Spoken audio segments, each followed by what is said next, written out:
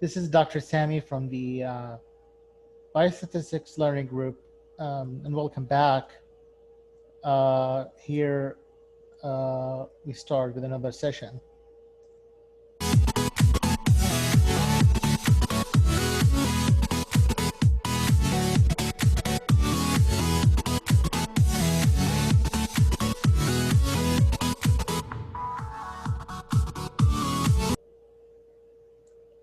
So coefficient of determination expresses the proportion of the variance in one variable that is accounted for or explained by the variance in the other variable.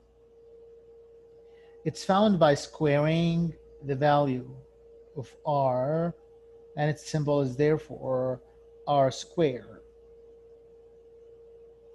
So if a study, so the correlation coefficient r, when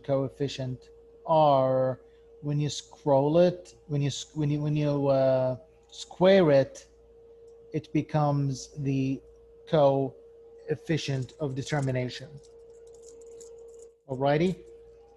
So if a study finds a correlation r of 0.40 between salt intake and blood pressure, it could be concluded that 0.40 multiplied by 0.40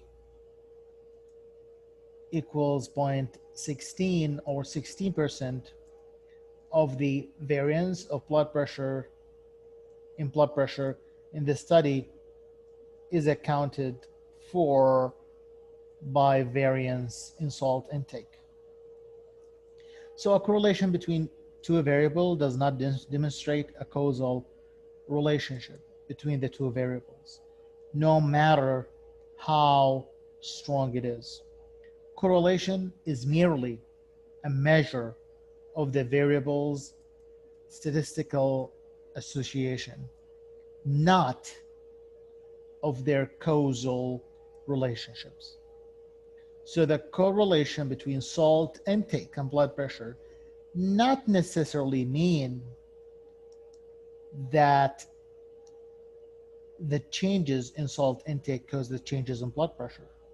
Inferring a causal relationship between two variables on the basis of a correlation is a common and fundamental error. Furthermore, the fact that correlation is present between the two variables in a sample does not necessarily mean the correlation actually exists in the population. So meaning that they can't generalize it. When a correlation has been found between two variables in a sample, the researcher will normally wish to test the null hypothesis that there is no association between the two variables, that r equals 0 in the population. This is done with a special form of a t-test.